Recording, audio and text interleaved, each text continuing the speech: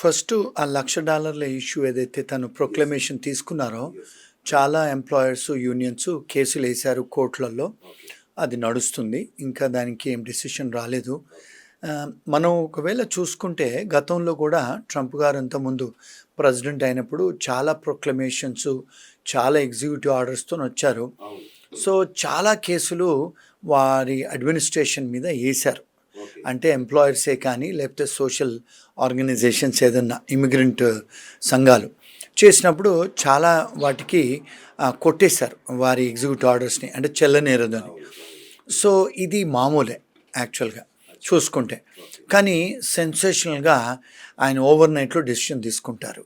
తీసుకున్న తర్వాత ఇప్పుడు మనం ఒక 4 to 5 months బ్యాక్ మనం కూడా చేసాము. అప్పుడు 4,000 మంది స్టూడెంట్స్ని వీసా క్యాన్సిల్ చేస్తే మీరు అప్పుడు ఒక షో చేశారు నాతో యూఎస్ నుంచి.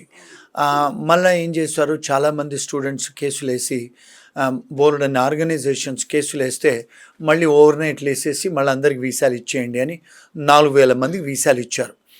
అలాంటి సంఘటనలు, అలాంటి డిసిషన్స్ ఎప్పుడు కూడా ఆయన ఎప్పుడు అట్లా అంటే జరుగుతూనే ఉంది. అంటే తను చేసే డిసిషన్ మేకింగ్ ఓవర్ నైట్లో తీసుకుంటారు, మళ్ళీ దాని తర్వాత దాన్ని రద్దు చేస్తారు, అలాంటివి జరుగుతూనే ఉంది. నేను అనుకునేది ఏంటంటే ఇప్పుడు ఈ ప్రొక్లమేషన్ కూడా ఏదైతే $1,00,000 అని చెప్పారో ఇది కూడా నిలవదని నేను అనుకుంటాను. ఎందుకు అంటే ఇక్కడ 2 విషయాలు అర్థం చేసుకోవాలండి.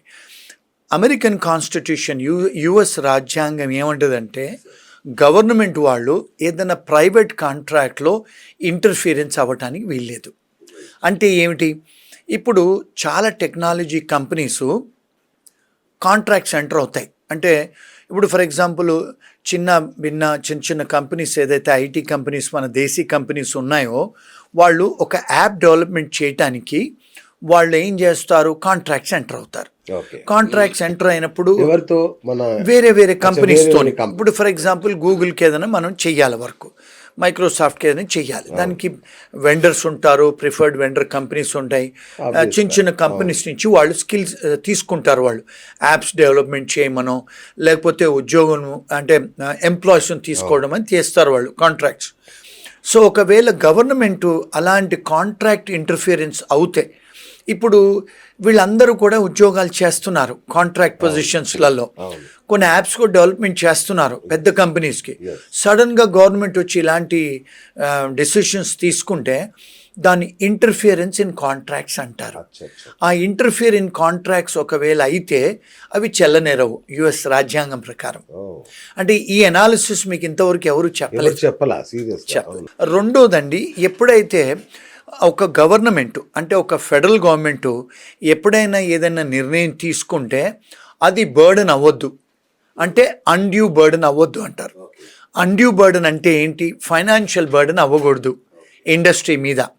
ఎప్పుడైతే అక్కడ ప్రెసిడెంట్సే కానీ, అక్కడ స్టేట్ గవర్నర్సే కానీ ఏదైనా నిర్ణయం తీసుకుంటే, ఏదైనా డెసిషన్స్ తీసుకుంటే అది అన్డ్యూ ఫైనాన్షియల్ బర్డెన్ అవ్వకూడదు.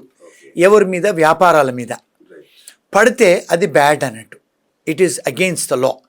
It's called ultra virus constitution. అంటే ఇది విత్ ఇన్ ద కాన్స్టిట్యూషన్ ఫ్రేమ్వర్క్లో లేదు. మరి అలాంటి ఫ్రేమ్వర్క్లో మీరు ఒకవేళ డిసిషన్స్ తీసుకుంటే అవి కోర్ట్స్ ఇంటర్ఫీర్ చేసి చెల్లనేరం అని చెప్పి డిక్లేర్ చేస్తాయి. ఇప్పుడు ఇలాంటివి ఇది రెండో విషయం. మూడో విషయము, ఇప్పుడు పెద్ద కంపెనీస్ ఉన్నాయి, చిన్న కంపెనీస్ కూడా ఉన్నాయి. ఇప్పుడు మరి పెద్ద కంపెనీసే కాదు కదా లక్షల వేల మందిని హైర్ చేసేది, చిన్న కంపెనీస్ కూడా హైర్స్ కూడా చేస్తాయి కదా. ఇప్పుడు మాలాంటి వాళ్ళు కూడా కొన్ని కంపెనీస్ నడిపిస్తారు అక్కడ.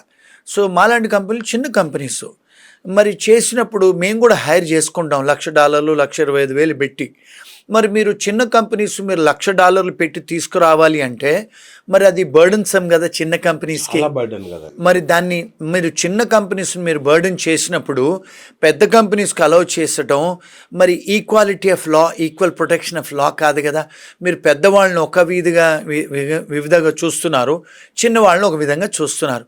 మరి ఇది డిస్క్రిమినేషన్ ఎఫెక్ట్ కదా. There ins the matter. There and same. మరి నాలుగోది, ఫర్ ఎగ్జాంపుల్ ఇప్పుడు అక్కడ చదువుకుంటారు, అక్కడ వ్యాపారాలు పెట్టి డబ్బు ఖర్చు పెట్టి అక్కడ చదువుకొని అక్కడ ఉద్యోగాలు సంపాదిస్తారు. మరి ఉద్యోగాలు సంపాదించినప్పుడు ఫస్ట్ టైం వచ్చినప్పుడు మీరు వాళ్ళ మీద $1,00,000 జీతం ఇవ్వండి, $1,00,000 మీరు ఒక ఫైన్ కాదు, ఇది ఒక ఫీ పేమెంట్ చేయండి అని ఒకవేళ పెట్టినప్పుడు ఇది అన్డ్యూ బర్డన్ కదా, అంటే ఎంప్లాయీస్ మీద ఎంప్లాయర్స్ మీద. మరి ఇది ఎకానమీగా ఎఫెక్ట్ అవుతుంది కదా, చాలామంది ఇమిగ్రెంట్స్ మీద బర్డెన్ అవుతుంది. ఇలాంటి ఏదైనా డిసిషన్స్ తీసుకుంటే సివిల్ రైట్స్ ప్రకారమే కానీ కాన్స్టిట్యూషన్ ప్రకారమే కానీ ఇవి చెల్లనేరవు. అవి చెల్లనేరనప్పుడు కోర్ట్స్కు వెళ్ళినప్పుడు, సుప్రీంకోర్టుకు వెళ్ళినా, హయ్యర్ కోర్ట్స్, ఫెడరల్ కోర్ట్స్కు వెళ్తే అవి చెల్లనేరవని వాళ్ళు డిక్లేర్ చేస్తారు కోర్ట్స్. సో ఇలాంటి డెఫినెట్గా జరిగాయి. పాస్ట్లో ఈయన ఇచ్చిన ఎగ్జిక్యూటివ్ ఆర్డర్స్ ని క్యాన్సిల్ చేసే సందర్భాలు ఉన్నాయి, చాలా సార్లు అయినాయండి. మొన్న 4-5 నెలల కింద కూడా వీసాలు రద్దు చేయమని చేసినప్పుడు కూడా చాలా కోర్ట్స్ స్టే ఇచ్చారు.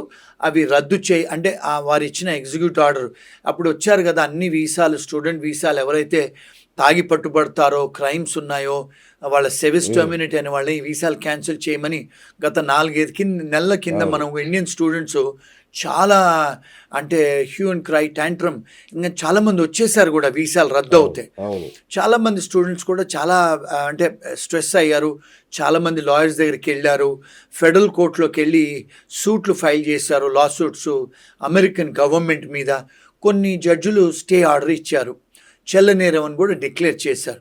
ఇలాంటివి తరచుగా జరుగుతుంటాయి అమెరికాలో, ఎందుకంటే రూల్ ఆఫ్ లా అనేది ఉంది, ఎందుకంటే అవి చెల్లనేరవు కూడా. అంటే ఇది నా analysis. Sir as on today sir, నాకు ఇంకొకటి క్లారిటీ ఇవ్వండి. ఇప్పుడు ప్రస్తుతం ఆల్రెడీ H-1B వీసా మీద ఉన్న వాళ్ళు రెన్యువల్ కానీ ఎక్స్టెన్షన్ కానీ ఏమైనా ప్రాబ్లం ఉంటుందా? వాళ్ళకి ఏ ఇబ్బందులు లేవండి. ఇప్పుడు H-1B ప్రాసెసింగ్లో ఉన్న వాళ్ళు కూడా ఏ ఇబ్బందులు లేవు.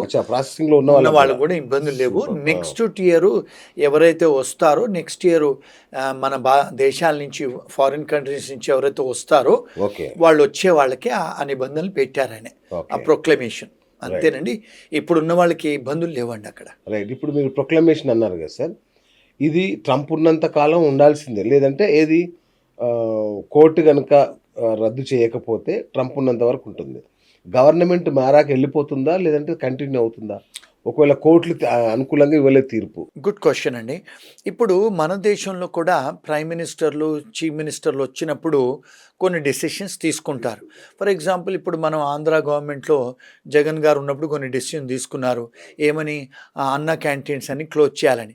మరి వారు వెళ్ళిన తర్వాత మళ్ళీ చంద్రబాబు నాయుడు గారు వచ్చిన తర్వాత మళ్ళీ ఓపెన్ చేశారు కదండి.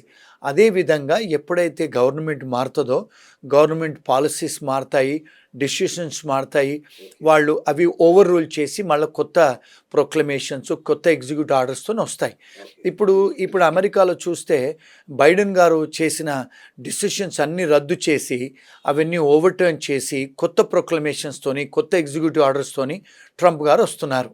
అంటే ప్రతి గవర్నమెంట్ మారినప్పుడు, వాళ్ళ అడ్మినిస్ట్రేషన్ మారినప్పుడు పాలసీస్ చేంజ్ అవుతాయండి. వారు ఉన్నంతసేపు ఉండొచ్చు ఇది. ఓకే.